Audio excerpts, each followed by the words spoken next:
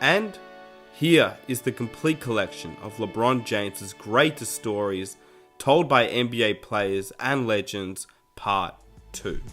Who's the greatest scorer of this era? Is it Steph? Is it James? KD? LeBron James. Scorer.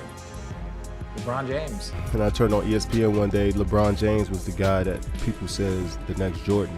Timmy, in your opinion, what do you think is wrong with LeBron James's offense? I don't think there's anything wrong with LeBron's offense. Yo, he knows everything that's going on that court. He knows where everyone's supposed to be. He knows if the play is real, if the play is fake. He knows exactly what is expired all through that game. I don't know what the hell is going on. I don't know where he is, but mentally, I mean, he was like shooting 60% for weeks, and I mean, he wasn't missing. He made it easy. Then it's all right, cool. I'll be here on defense.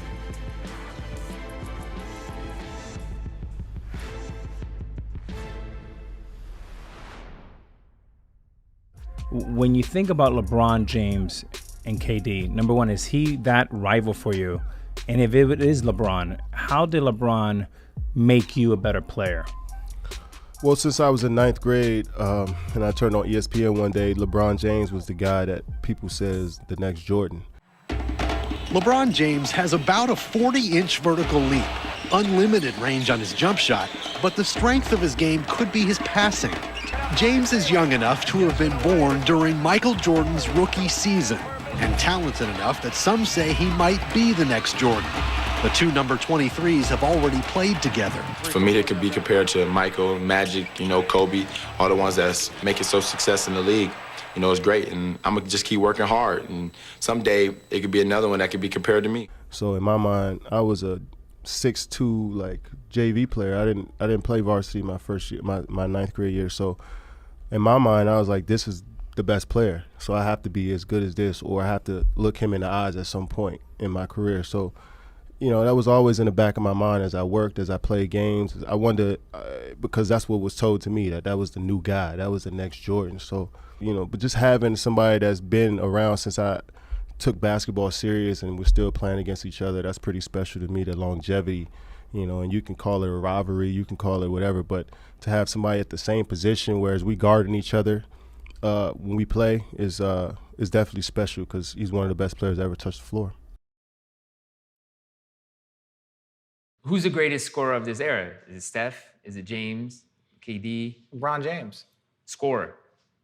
LeBron James. Not player, scorer. I hear exactly what you're saying. I hear exactly what you're saying. And people might disagree with me, but understand this. The greatest scorer is not only its consistency, its longevity, and its amount. I know it's weird. I know because it's weird when you don't think of him as that. He doesn't approach the game as that. But when you look at the records, they are that. See, yeah, and that's so like if someone says who is the best natural scorer in the game today, everyone's gonna say, KD. I would, yeah. But who's the best scorer of all time? It'd be LeBron. When the number should, because that's longevity, and he could do anything he wants on the court. No, but you say longevity, how did Kareem and Michael Jordan and Kobe Bryant and Karl Malone get to that level? Kareem longevity? Yeah, that's what I'm saying. It was all longevity. So it's like LeBron James, playoff scoring, right? Playoff scoring. He passed Michael Jordan 3 seasons ago, and he's going to add to that, right? Or before his career ends. So to pass LeBron James in all-time playoff scoring records, somebody is going to have to do what? Average 30 points a game and go to 13 NBA finals. That shit's not gonna be broken.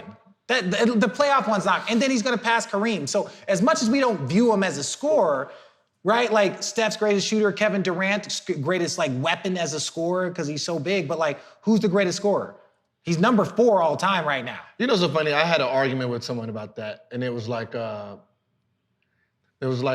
he's not even a natural scorer. And I was like, and that should be funny because the guy who's a fast pass first thinker has beaten out 2 dominant scorers. Guys that just scored They first. just scored first, and that's not a disrespect. So how do you, first. like I said, how do you say he's not 25 points a game for 15 straight years? When you're talking about the greatest scorers of all time, would you put Michael Jordan and Kobe and Kareem and Karl Malone up there?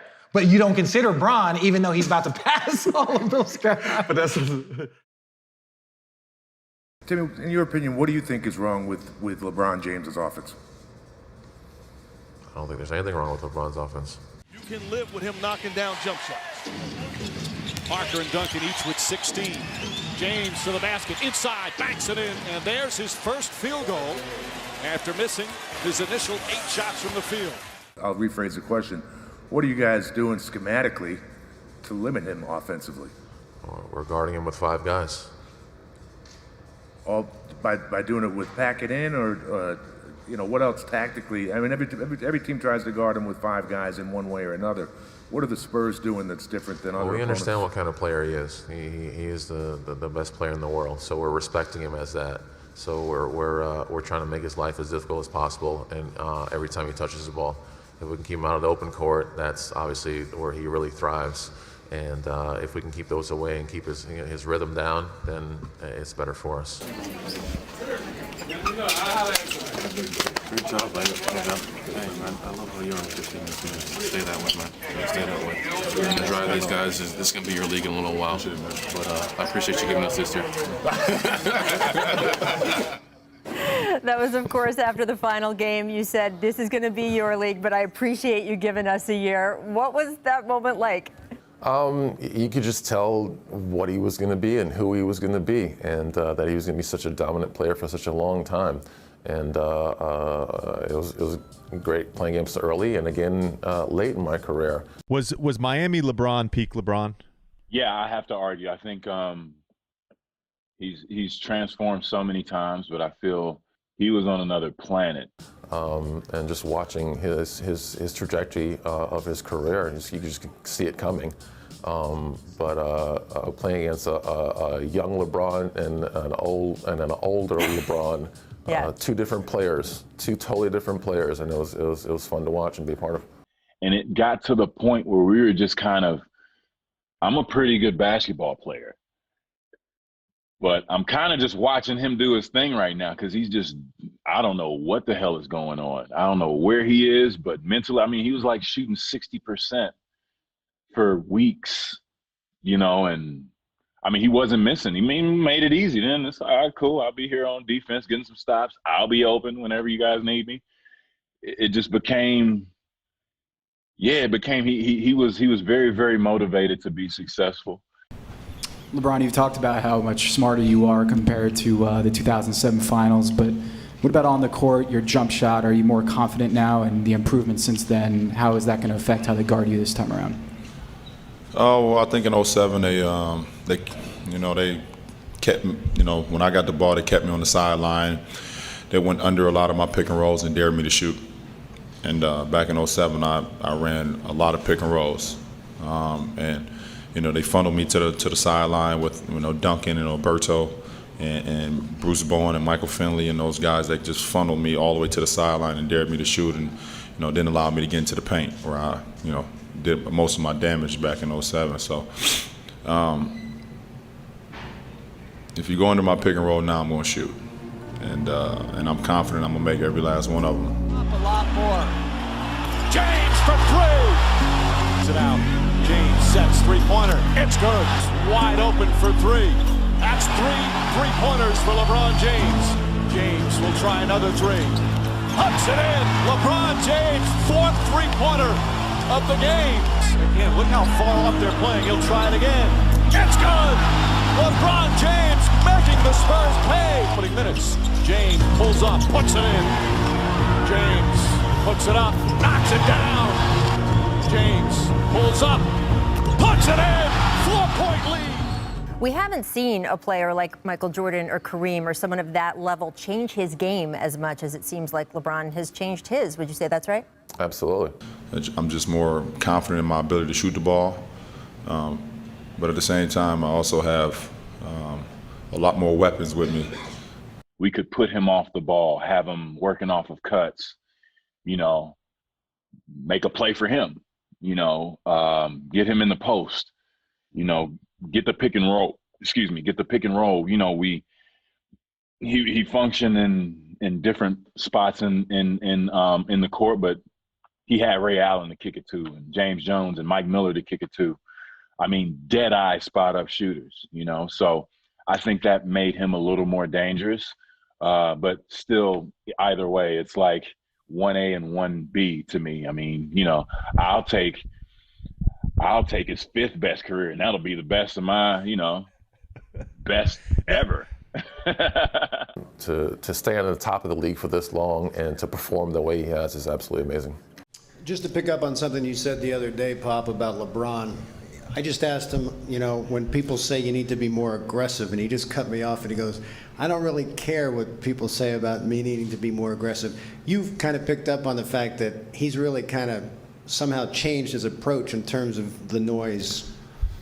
Yeah, I've said it a lot. During the season, people ask me, before the playoffs, I mean, he's grown. He's a grown man. He doesn't need any of you to tell him anything. He knows more than all of you put together. He understands the game. If he makes a pass and you all think he should have shot it, or he shoots it and you think he should have made a pass, your opinions mean nothing to him, as they should not mean anything to him. He's a great player, and his decisions are what they are. It's a game. All decisions don't work out. They didn't always work out for Michael or Tim Duncan or Shaquille O'Neal or Kobe Bryant or whoever. You make a decision, and that's what you go with. But all the chirping about what he should have done, I thought it was hilarious from the beginning. And frankly, I was very happy for him as the year progressed, when it became obvious he was comfortable in his own skin and didn't need to listen to any of you all. I can't remember the exact numbers, but I always think about, how did I lock somebody up? How much did somebody have against me? Mm-hmm. LeBron, he averaged 25. LeBron came into the league, first game in Indiana. Oh, I was so pissed. First game in Indiana, he gave me 25. He went to the fans and said, this is your best defender, right? I heard this, right? I'm fucking furious. I know you furious. I walked the other way. I'm like, this kid is great. I got out of this kid is fucking really good. But I'm super fucking pissed. He disrespected me. And I want to walk up to this motherfucker. And, he bust my ass. Yeah, right? He done to all of us. So he, you know what I'm saying? First game. Mm-hmm. So that was like, wow. This is crazy. Can you talk about your relationship with LeBron James? Yeah, I've seen him play. He's very talented. The first, so I'm growing up and I'm watching, this guy, Michael Jordan. I think all you guys know him, I think. So I'm growing up watching this guy on TV every day, and I'm like, wow, he's an amazing basketball player, and hopefully someday I get an opportunity to meet him. So. Oh, yeah, when you first met Mike, how did you feel? Amazing. It was probably how guys feel when they meet LeBron. I think it was my junior year in high school. I go up to Chicago and I go to a gym called Hoops, where he plays basketball in the summertime. Yeah. I was in Chicago because I got drafted, and then the runs was at Hoops. And we were getting ready to leave, and we were literally walking out the door. This red Ferrari pulls down the street, and it was literally like, for LeBron and I, it was like Black Jesus was coming down the street in a red Ferrari with a bucket cap on. I didn't know he was going to be there, but I seen him walking towards me, and it was kind of like he was walking on air. I had to pinch myself. Is that Michael? Who? And it's like he was like Black Jesus to me. Like. And Michael sat and had a conversation with us just about basketball. And I honestly don't remember anything that was said in the conversation. It was like everything just sounded like blurred out to me, like I was listening to God speak. It was like, I don't even remember what he was saying, and that was the first time he met Michael and myself. You're saying when he was 16, you guys would go to the Hoops gym, the famous Hoops gym in Chicago, and play with a bunch of pros. Tell me about that. So we went over that spring and took LeBron, and we were kind of just like in awe, literally like in awe. It was like during the days, like all the pros would come in, like Antoine Walker, Ron Artest, and Jamal Crawford. You know what I'm saying? Finley was in there, Stackhouse was in there, a young LeBron was in there. Did he know of you? Well, yeah, I think he did. He called me a young fella, of course, and just basically told me to keep working at it, and someday I can get to the NBA. I was a junior in high school, so, I guess he told me something right, and I just kept working at it. At first, it was like LeBron was this 16-year-old kid. They're like, he couldn't get in the first game or two because they're pros. Why the hell do they care about a 16-year-old high school player? Who the hell is that? What difference does it make? We're here to get our work in, and we're trying to get better. But then Tim would let him in at the end of the run. Yeah, I was there. Twan had brought him out there. That's why I he gave him was a there. forearm on fast break. He was coming. He was cooking. He couldn't. Nobody can guard him. LeBron James. At all. They couldn't guard him. I'm like, I'm getting embarrassed. He's embarrassing us. He was out there playing, and if you watch the game, he wasn't like dominating. He wasn't like, but he didn't stick out. You didn't go like, oh, there's a kid out there. It was like, oh, there's just another player out there. Like, he got a couple buckets. He's coming out full speed, LeBron James. Boom. I lay him on the floor. He get up and start cooking more. He's just tough. He was about 225 at that time. But I remember him just being tough. LeBron was nice. 15 years old, a killer. I remember. He was big and strong, and they couldn't guard him. That's how that wins clutch points. He was definitely playing well. What was it like meeting Michael Jordan for you? Was that pretty cool? Oh yeah, it was great. For me to meet Michael Jordan, it was like, I think it was better than the president. I look at it like you're not going to get any better if you don't play hard. And you're not going to get any better if you're not trying to win every time. It seems like every drill that we do, we keep score. And if you lose, you run. No one likes to run. Running for no reason just is not what no one likes to do. So when you're out there, you're just kind of trying to compete and trying to win every time you're out there. Just play as hard as you can. If you're going up against me, you're trying to bust me up. Because I'm going to come at you the same way, They always want us to address this on social media. They got like the one little clip going around from right before I was about to draft LeBron. Just so like D Miles, Bulls, like Ricky Davis. I want to say maybe it showed like 3 or 4 of them.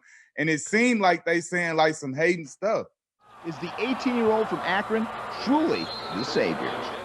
We have better players than him in his position already on our team, though. His potential is probably the sky's the limit for him, though. Good LeBron is just going to add to what we need and, just make things a little bit easier. This young kid gets picked up on the team. He's on the cover of this magazine, cover of that magazine. I saw LeBron on this channel, that channel. He's dunking over pimple-faced punks in Akron. I was like, yeah, let me see some real action. Yeah. At what point did you realize that he was totally legit and the real thing? And did you ever imagine that he would wind up being this great? Well, I knew he was the real thing when he came in. It was just a matter of time to when he was going to pick up and when he was going to actually learn the game. It's a difference in being great and learning the NBA game. And him coming in at an early age, it was a good fit. He came in and he did his thing. But when he first came into training camp, like he was NBA ready. Well, he was still young, but was he confident? He was confident. He was still a little nervous, still kind of feeling his way. But he had a lot of hype to live up to, and it was tough to live